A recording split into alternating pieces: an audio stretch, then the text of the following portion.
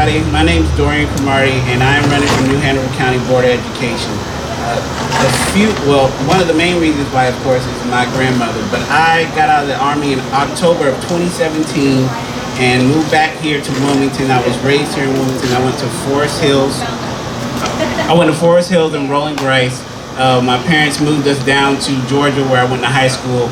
And in high school, I realized that my cousin's high school experience here was different from mine, meaning that my requirements to leave high school were they're harder than his were.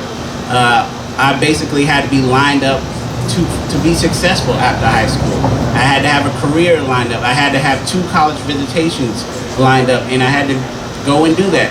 My cousin here, he wasn't required to do any of that. He was just required to meet his credits and then leave.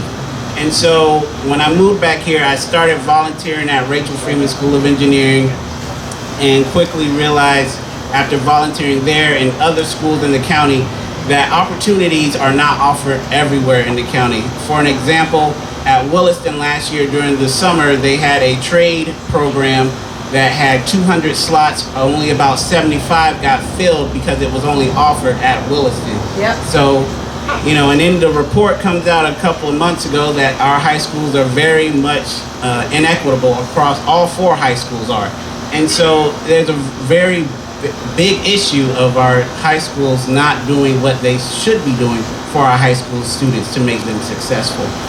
I was in a work-study program in Georgia, and with that work-study program, I was able to go to high school from 7 a.m. to 12 noon, then from 3:45 to about 5 p.m., go to work, and then after work, those credits went towards my college credits, but I didn't want to go to college. I joined the military, and with those credits, I was able to be promoted every year that I was in the military, and that's not offered here, and a lot of people don't realize that the military is more than what you can do with your military. It's making sure, any general will tell you that training has to be adaptive, but the soldier has to be adaptive too.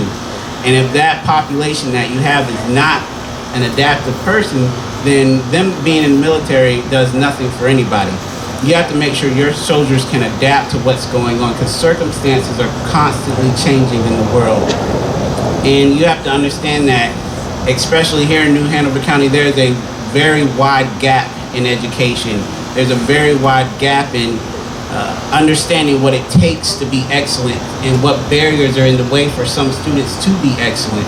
So what I plan to do is we need to identify as a board what it takes to be excellent, what barriers are in the way, and then we need to reverse engineer that program and offer it to all schools across the county. And that's something that I've been focusing on here in New Hanover County, volunteering, building Amazon wish lists, making sure that GE buys our washer and dryer so kids can come to school with clean clothes. I can give you an example. A few weeks ago before intermission, a kid had a jacket on all day. He said, he asked me, he said, could I take my jacket off? And I said, yes, you can take your jacket off. And he took his jacket off and he had on no shirt. And the reason being is he had no clean clothes at home. And people don't realize in different parts of the county that people live like this. This is everyday, normal life. This is not normal. It's not abnormal. It is normal. There are kids who show up to school hungry. And so that means that our child nutrition program here in our school system needs to be better. We may need to start thinking about sending kids home with snacks. Some schools already do.